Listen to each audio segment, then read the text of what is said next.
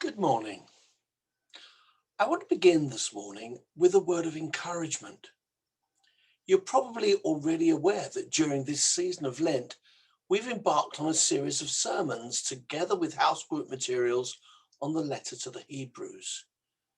If you haven't already done so, I would encourage you to look at Bishop Donald's series of 7 talks on this book.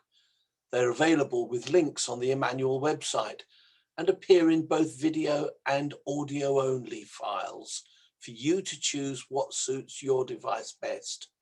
I've only seen the first 2 so far, but they were both amazing, and we have been discussing them along with his study guide at our online house group meetings. Perhaps you have too.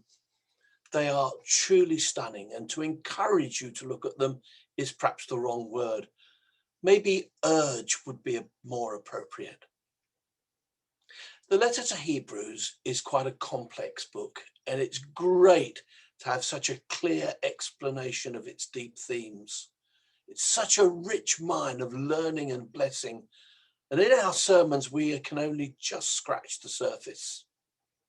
If you were at our online service last Sunday, you'll have heard Stuart say, as he preached on the first chapter, that chapter 1 is all about Jesus. Absolutely right. And in fact, I would go even further.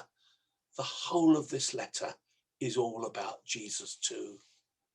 We don't know who the author of it was, but we do know that it was written specifically for Jewish Christian readers or hearers. So it approaches what it has to say from a particularly Jewish standpoint.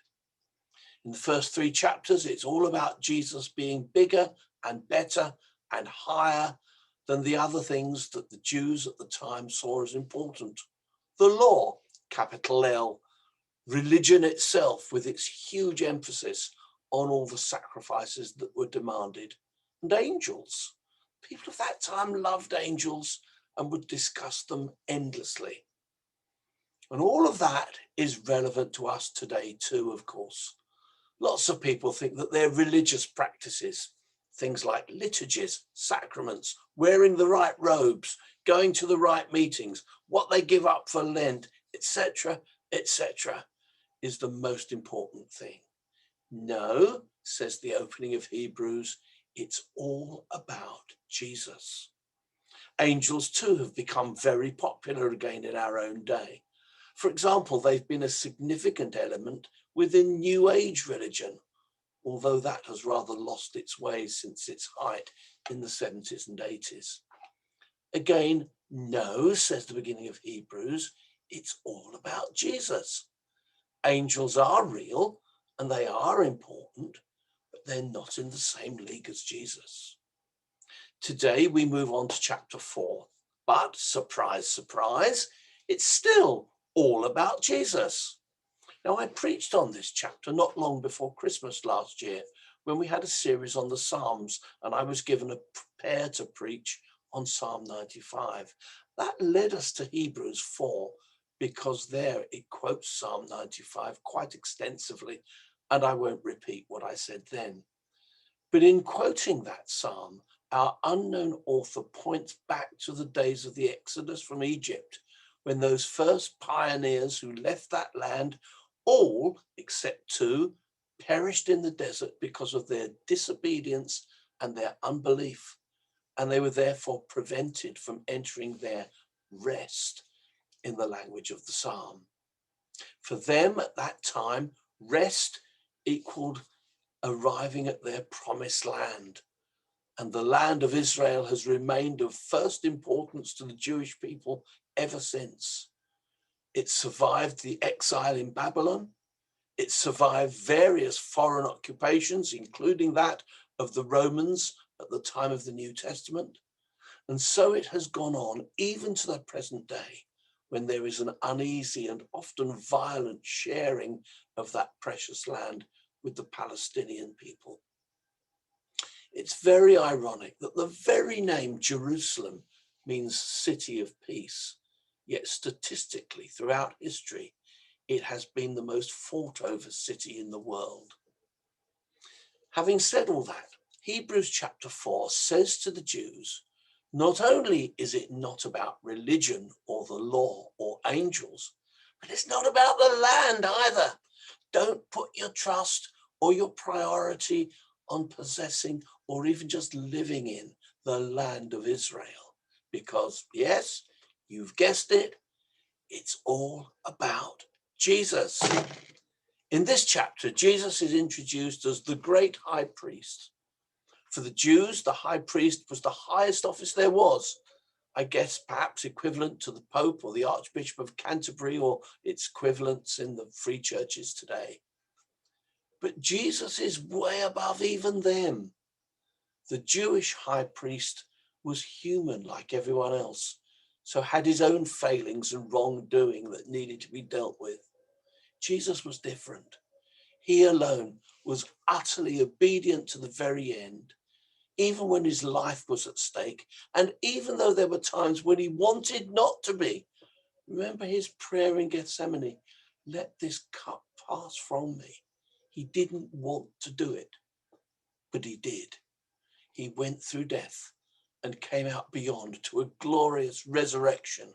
And that is why he's so much bigger, better, higher than these other things or people that the Jewish people put their trust in. So if God's special rest is not about entering the promised land, what is it about? Well, that's quite simple to answer. Going back to Psalm 95 and repeated in Hebrews 4, we are told, today, if you hear his voice, don't harden your hearts. That tells us that that special rest is still there on offer to even us all these centuries later. The Old Testament Jews saw salvation in terms of their beloved promised land. No, says the author of Hebrews, yet again, it's all about Jesus. Salvation, even today in 2021, is still only through the death and resurrection of our great high priest who has passed through the heavens. And that's the message for you and me today. What really happened through Jesus, and especially his resurrection, was that God's kingdom, that realm that Jesus talked a lot about. Remember all those times when Jesus was telling a parable and he said, the kingdom of heaven is like? What really happened with Jesus was that the kingdom of heaven started to break through into the kingdom of this world, our place that we know so well. They had been completely separate. But from that moment when Jesus burst from the tomb on the first Easter day, God's kingdom was actually bursting through into the kingdom of this world. And it continues to do so every time a little victory is won here, every time a new Christian gives his or her life to Jesus, every time evil is defeated. One day, Jesus is going to come back, and then God is going to create a new heaven and a new earth. Oh, I'm so excited about that. Lots of people, Christian people, believe they'll go to heaven when they die. And that's not actually what the Bible says. What it does say is that we will live in the wonderful new earth that God's going to create, but that the dividing line between it and the kingdom of heaven will be much more fluid, not the barrier that we see it as today. That will be true for all of us one day if we've given our lives to him. But in the meantime, we need to live knowing that it's all about Jesus.